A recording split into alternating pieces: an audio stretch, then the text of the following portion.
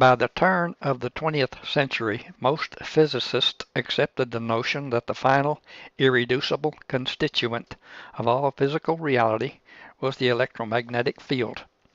Lorentz used that constructive nature to organize the thinking of a group of physicists to show the cause of relativity phenomena in flat spacetime. The Lorentz transformations resulted from their work. All seemed well in the world of physics. An understanding of the true nature of the universe seemed close at hand.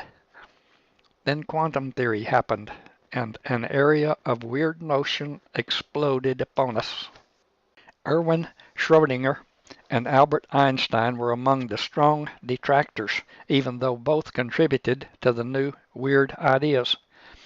I found myself agreeing with the detractors and set about to discover a description of nature that would satisfy all observations without abandoning classical notions.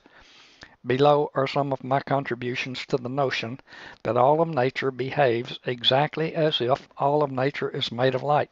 I arrived at these notions independently, but realized later that other physicists with doctorate degrees also arrived at this understanding of the nature of the universe.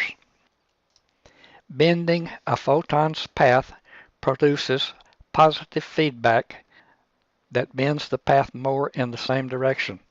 This notion came to me somewhere around the year 1986 as I pondered how matter might condense out of electromagnetic fields.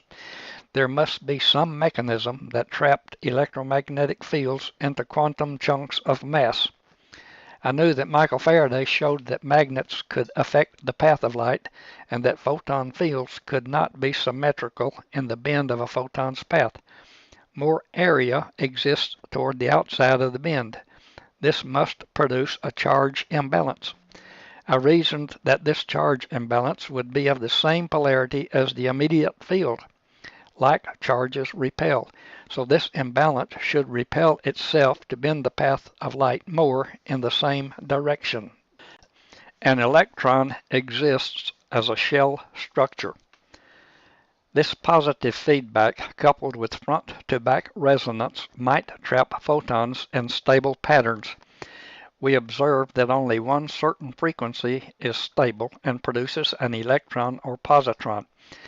An electron so comprised exists as a structure such that a negative charge originates at the electron's radius and extends toward the outside, and a positive charge originates at the electron's radius and extends toward the inside. The positive inside area of the electron has yet to be discovered. I can predict that it will be discovered. The shell structure of nuclear particles. Dr. Robert Hofstadter at Stanford University observed spectra from nuclear collisions that suggested that nuclear particles were structured. Some of Hofstadter's results were published in Gauge Theories in Particle Physics by Acheson and Hay in 1989. Hofstadter's work suggested to me that nuclear particles may exist as shell structures. His work further suggested that protons were composed of 3 electron-like shells and neutrons were composed of 4. These might be sandwiched together with a least massive outside shell and successively more massive inside shells. I found that when the inner shells were exponentially more massive than the outer, the sums of the masses did equate to measured observations of proton and neutron mass. Square of the shells rule. The square of the shells rule is, with the mass and the electric charge of the electron taken as unity, the mass and the force of electric charge of the inner particle shells is equal to the square of that of the next shell out. The neutron's outer shell would have to comprise the mass difference between a proton and a neutron, so that would be the outer shell. I considered this to be shell 1. I knew that a neutron was about 2.5 electron masses more massive than a proton, so I started with 2.5 for shell 1 and extended the decimal to obtain the best match. This turned out to be 2.549920405 electrons worth of electron mass and electron charge for shell 1. I wrote a neutron simulator program to simulate the structure. Each shell must complete a circle in a multiple of its wavelength to satisfy resonance. I was interested to see how many wavelengths would complete one circle.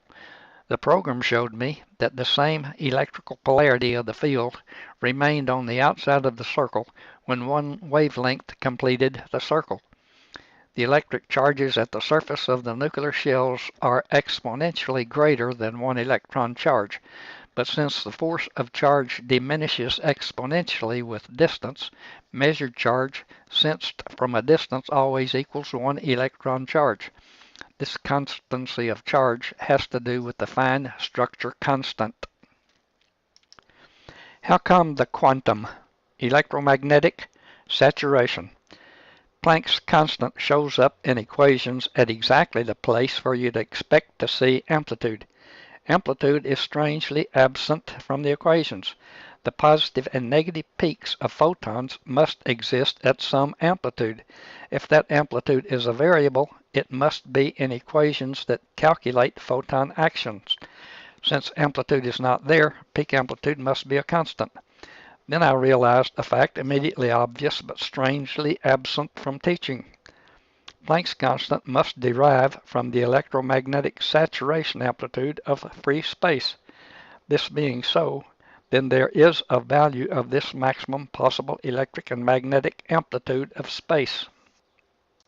Electromagnetic gravity. Gravity was the greatest problem. At first, I thought of a jumble of electromagnetic remnants as the diminished fields from all photons mingled in space.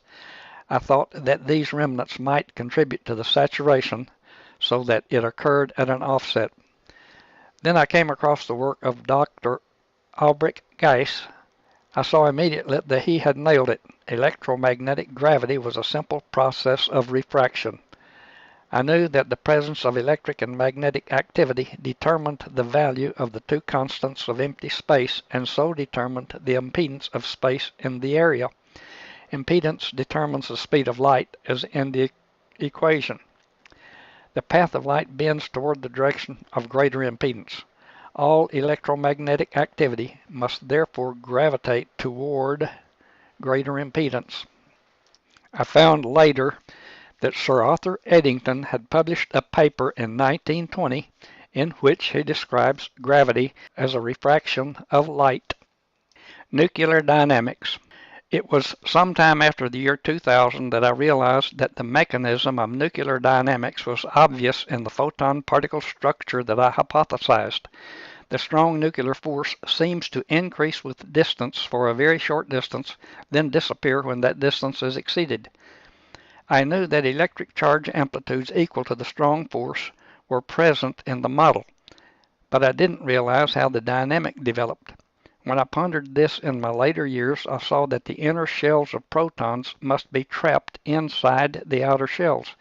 Then I saw that this sandwich shell structure should extend universally to the electron. The electron should engulf protons and neutrons to form a shell outside with the protons and neutrons inside the shell. Energy levels must involve the rotation plane of electrons so that each occupies its own state. The strong force dynamic develops when the inside shells must force their way through like charges on the inside circumference of the surrounding shells. The sum of the charges on shells 2 and shells 3 equate to the value of the strong nuclear interaction. Shell 4 charge of 1783.3 electron charges is much too great to participate in the normal nuclear binding. Exotic matter might exist in which shell 4 does participate. It is possible that the two shells 4 might punch through shells 3 and find equilibrium. That situation would provide a much more powerful bond. It may even be possible that a neutral particle could consist of shell 4 and shell 3 that excludes shell 2. This would be a strange beast indeed. The nature of the electron orbit. There's a problem with the classic notion that electrons might orbit atomic nuclei and be held in place by electromagnetic force. Electrons cannot exist in that state. Instead, they seem to exist in a kind of cloud around the nuclei. In the model that I propose, the electrons engulf the nuclei with the same shell structure pattern as the nucleons themselves. Electrons avoid ever being in the same state by occupying different planes and different energies around the nuclei. The dynamic is that the outward-facing positively charged proton shells face off against inward-facing positive charges from electron shells. Electron's negative charge begins at the circumference of the electron and faces outward. A corresponding positive charge begins at the electron's circumference and faces inward. The massive proton thus captures electron shells by hauling electrons into place.